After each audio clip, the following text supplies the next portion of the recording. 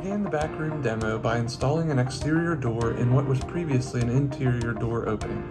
Then we were able to tear out the interior wall framing from this room. With all that gone, we were able to start smashing bricks.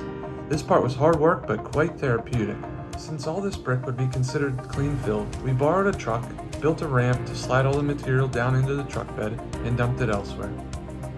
All of this demo exposed the original insul brick wrapping on the house that I would later have to cover up with matching siding. It also left us without framing on the left side of our kitchen window that would eventually have to be added, and our knee walls didn't have any cap on them that would eventually have to be molded and poured. Demo was quick, but by the end of June 2020, we had an open air back porch. Now it was time to refinish the entire space.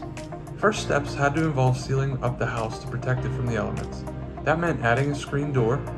That also meant sourcing 4-inch aluminum siding with some wood grain in it to match the rest of the newly painted house.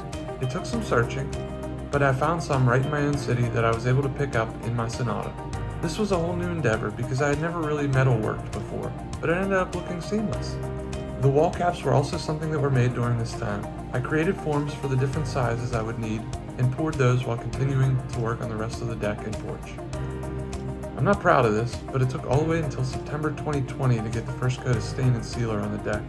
I ended up going with a semi-transparent mixture of 3 parts pecan to 1 part black walnut from TWP, Total Wood Preservative.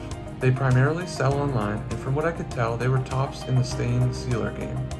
My dad and Uncle Gary were the only souls nice enough to come help me tackle staining all 180 spindles.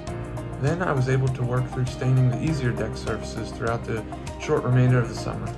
I was only able to get to the top and sides of the deck. The underside would have to wait until the following summer. And that concluded the work for 2020 as it was getting too cold again.